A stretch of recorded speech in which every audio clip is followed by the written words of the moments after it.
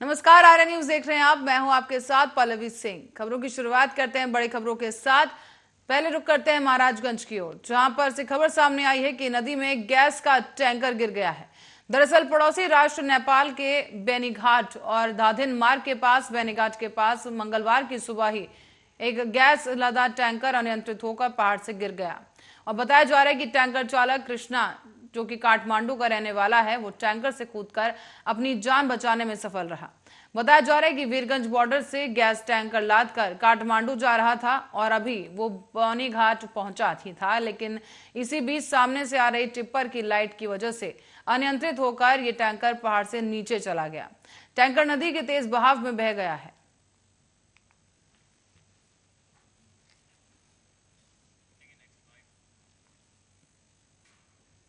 और अमेठी कोतवाली क्षेत्र के अंतर्गत पूरब गांव पोस्ट सरेसर राजस्व विभाग के खाते में रास्ते के नाम दर्ज भूमि पर गांव के ही एक व्यक्ति द्वारा अतिक्रमण कर मकान बना लिया गया। और इसी घटना को लेकर राजस्व कर्मी ने स्थानीय थाने में मामला दर्ज करवाकर अतिक्रमण से मुक्त कराने की मांग उठाई है।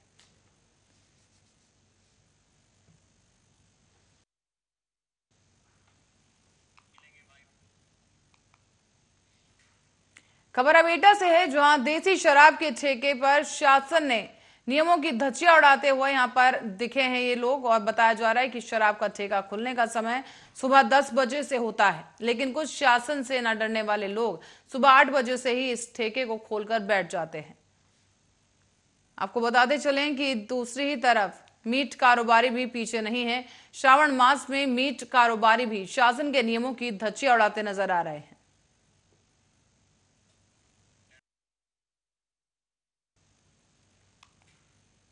और राष्ट्रपति चुनाव के बाद अब देश में उपराष्ट्रपति चुनाव को लेकर तैयारियां शुरू हो गई हैं। 6 अगस्त को उपराष्ट्रपति का चुनाव होना है, जिसे लेकर बहुजन समाज पार्टी और यानी कि बीएसपी अपना रुख साफ कर चुकी है। बीएसपी सुप्रीमो मायावती ने एक बार फिर से एनडीए के उम्मीदवार जगदीप धनखड़ को समर्थन देने का ऐलान किया, जिस पर यूपी के डिप्टी सीएम ब्रजेश पाठक की प्रतिक्रिया सामने आई है। डिप्टी सीएम ब्रजेश पाठक ने मायावती के फैसले का स्वागत करते हुए कहा कि बहन जी ने हमेशा वंचित वर्ग की आवाज उठाई है और मुझे लगता है कि जिस तरह से उन्होंने राष्ट्रपति चुनाव में द्रौपदी मुर्मू जी को सपोर्ट किया और उपराष्ट्रपति के चुनाव में जगदीप धनखड़ जी को सपोर्ट किया है, इसके लिए मैं उनका आभार प्रकट करता हूं।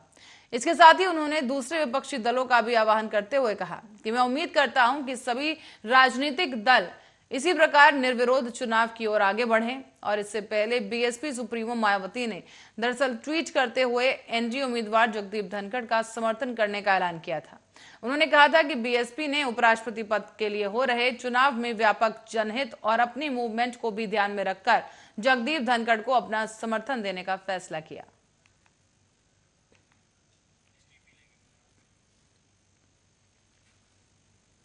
और रुक करते हैं अगली खबर की ओर। महासमुंद से खबर सामने आ रही है, जहां पर सरायपाली के ग्राम छिंदपाली में संचालित जवाहर नवोदय आवासीय विद्यालय में डॉक्टर जांच में 32 बच्चे कोरोना वायरस से संक्रमित पाए गए। तो वहीं 25 जुलाई से 1 अगस्त के बीच के आंकड़ों की बात करें तो अब तक कुल 56 बच्चे कोरोना वायरस से संक्रमित पाए गए हैं। एक छात्र अस्थमा का मरीज होने और कोरोना संक्रमित हो जाने के कारण उसे डॉक्टरों के द्वारा रायपुर रेफर कर दिया गया है।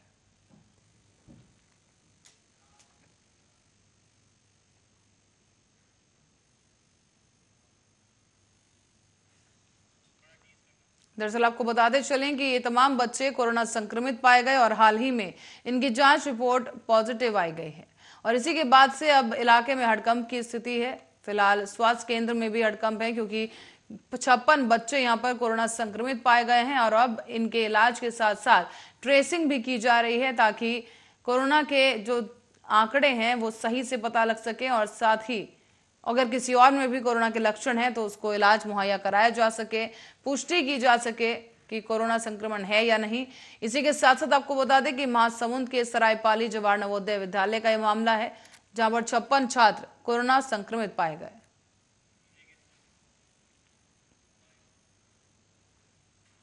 खबर अब है कवर्धा से, जहां कवर्धा जिले में बेरोजगार युवा को नौकरी दिलाने के नाम पर 17 लाख रुपए ऐंठ लिए गए हैं।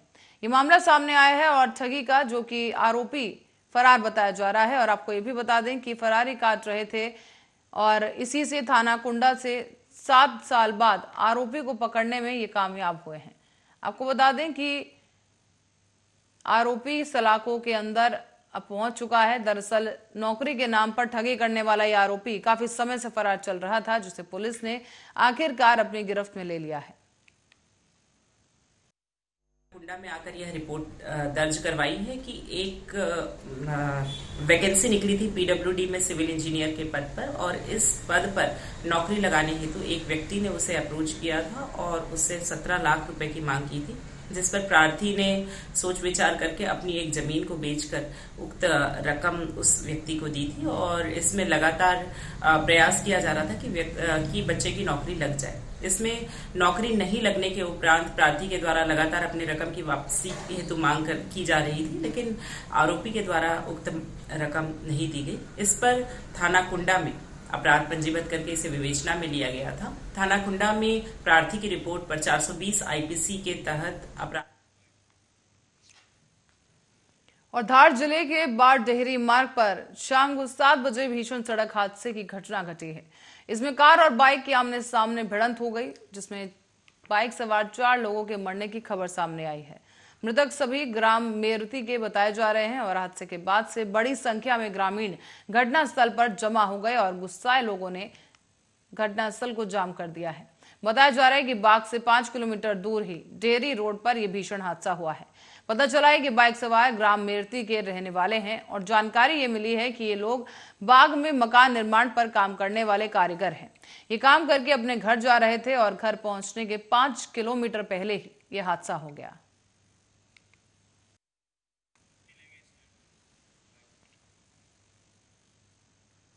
खबर अब जबलपुर से है, जहां जबलपुर नगर निगम के सहायक मंत्री आदित्य शुक्ला के निवास पर ईओडब्ल्यू ने छापा मारा है। सहायक इंजीनियर के यहां पर आय से अधिक संपत्ति की शिकायत के मामले में ये जांच की जा रही है। साथ ही आपको बता दें कि जानकारी के अनुसार ईओडब्ल्यू को सहायक मंत्री के पास से आय से अधिक संपत्ति होने की शिकायत मिली थी। शिकायत का सत्यापन उप निरीक्षक विशाखा तिवारी जबलपुर से कराया गया था और सत्यापन में पाए गए साक्ष्यों के आधार पर यह छापेमार कार्रवाई की गई है। जांच में सहायक मंत्री आदित्य शुक्ला के आय अर्जित स्रोत से उनके प्राप्त आय की तुलना में उनके द्वारा व्यय और अर्जित की गई संपत्ति 203% अधिक होने की जानकारी पाई गई।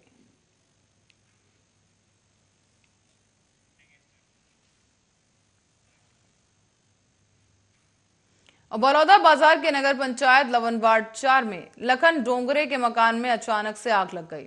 आग लगने की वजह से घर का रखा सारा सामान जलकर खाक हो गया है और आग को बुझाने में नगर निगम की गाड़ियों को लगाया गया। लखन डोंगरे, जो कि वर्तमान में नगर पंचायत लवन में सफाई का कार्य करता है, वो आपको बता दें कि आज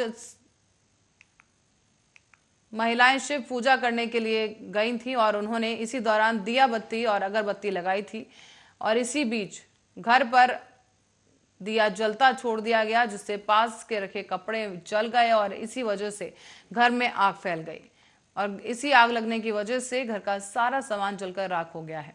बताया जा रहा है कि नगर पंचायत की सीएमओ कर्मचारियों ने इस घटना की स्थिति देखी और तत्काल ही सहायक राशि के रूप में 5,000 रुपए दिए गए ताकि इनका जरूरी सामान वो तत्काल ले सके। जानकारी में कर्मचारी जो हमारे सफाई जो दरोगा उनके माध्यम से ये सूचना मिली कि हमारे जो सफाई कर्मचारी हैं लखन डोंगरे, उनके यहाँ आग लगने की घटना हुई है। तो और मेरे द्वारा जाकर स्थल में ये देखा गया कि आग लगना पाया गया और तत्कालिक सहायता के रूप में नगर पंचायत द्वारा लखन डोंगरे को 5। हम लोग क्या काम करने जाते हैं 8 बजे, तो मेरा मिसेस ने पूजा पाठ की थी तो दिया लगाए थे। 8 बजे काम करने गए थे हम लोग, करीबन 8 बजे गए थे तो यहाँ आग लग गया था। घर में आग लगा तो पड़ोसी ने बताया था कि भैया ऐसे ऐसे बात है, तुम्हारे घर में आग लगा है। तो आके देखते हैं तो सही में आग लगा हुआ था।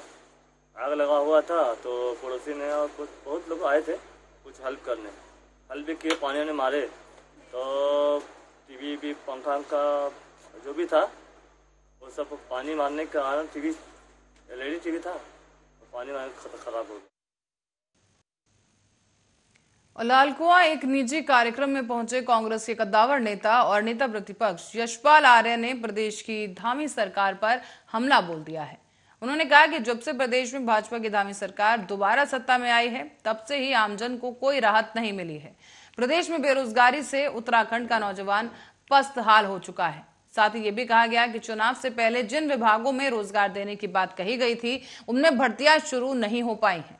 आज महंगाई अपने चरम पर है, आम वस्तुएं जनता की खरीद क्षमता से बाहर हो रही हैं और प्रदेश का किसान परेशान है। साथ ही साथ लोगों को उनका हक तक नहीं मिल पा रहा है।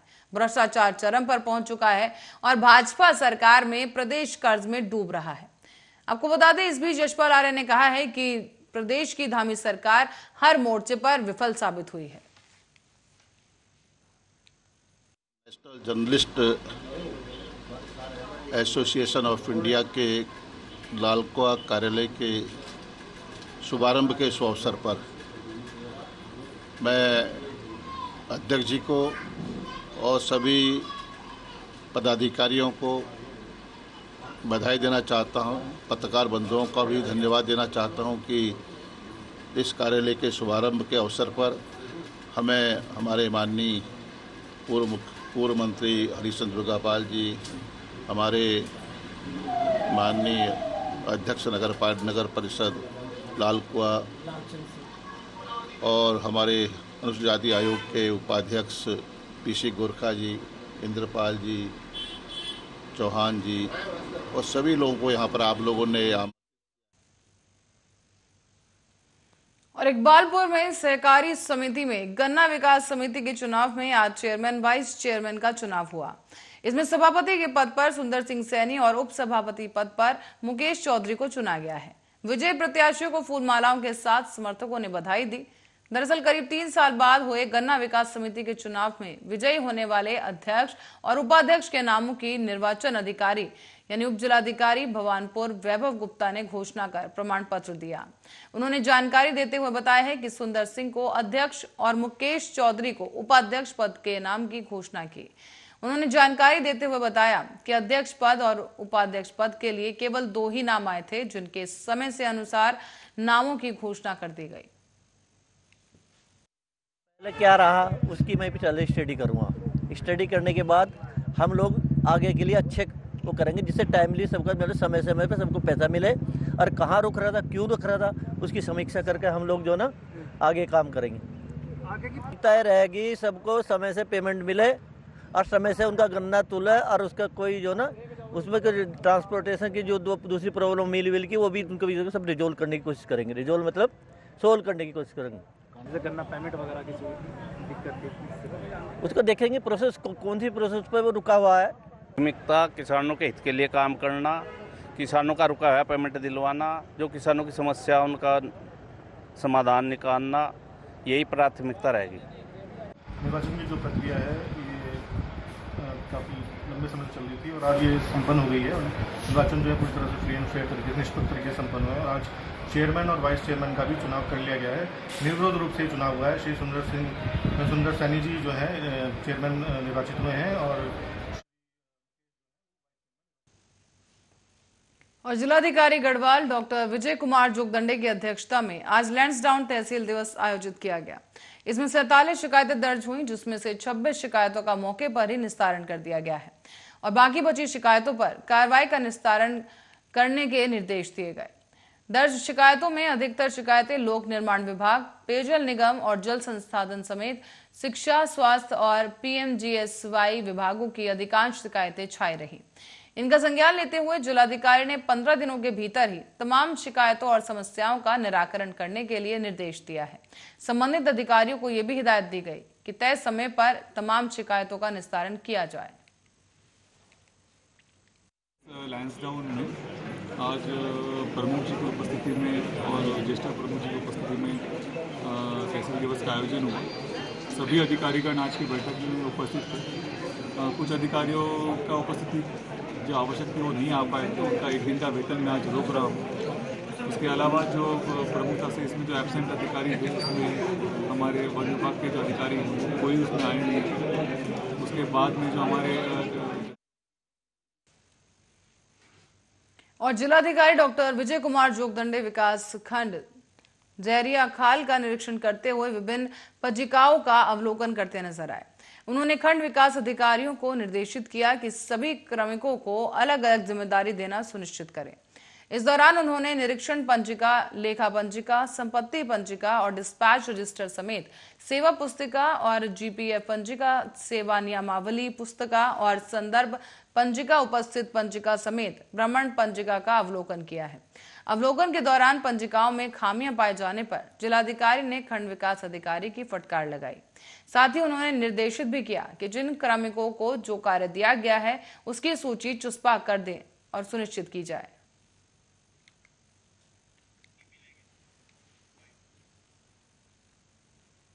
अब रुक करेंगे पौड़ी का, जहां पौड़ी में जल शक्ति यानी कैच द रेन जल संरक्षण अभियान के तहत अमृत सरोवर का जिलाधिकारी डॉक्टर विजय कुमार जोगदंडे ने आज विकासखंड जहरिया खाल खंडौली का निरीक्षण कर दिया है।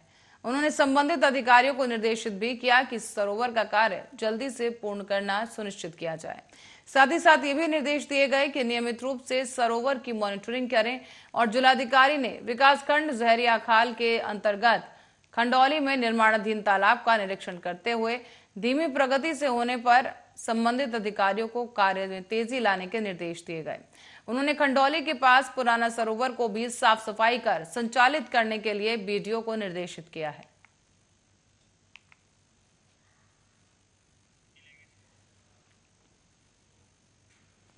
और उत्तर प्रदेश के मुख्यमंत्री योगी आदित्यनाथ के गोरखपुर दौरे का आज दूसरा दिन है। इस क्रम में सीएम योगी मदन मोहन मालवीय प्रौद्योगिकी विश्वविद्यालय आईआईटी द्वारा आयोजित किए गए विहन रोजगार मेले में शिरकत करने पहुंचे। इस रोजगार मेले में करीब 10,000 युवाओं को रोजगार प्रदान किया गया, तो वहीं 90 कंपनियों के प्रतिनिधि इस कार्यक्रम में मौजूद रहे। नौजवानों को अपना हुनर दिखाने का भी अवसर मिल जाएगा और किसान के लिए भी आसान हो जाएगा कि कोई भी पेस्टिसाइड उनको छिड़काव करना तो ड्रोन के माध्यम से ही वो पूरे खेत में छिड़काव कर लेगा और फसल भी उसकी सुरक्षित हो जाएगी। ऐसे ही अलग अलग कार्यक्रम में यहां पे देख रहा था। ये सभी चीजें दिखाती हैं कि करने की इच्छा शक्ति होनी चाहिए और इसीलिए मैंने व्यावसायिक शिक्षा और तकनीकी शिक्षा को कहा कि यूथ को, और राष्ट्रीय शिक्षा नीति भी इस बात को कह रही है, जिस राष्ट्रीय शिक्षा को प्रधानमंत्री जी ने 2020 में पूरे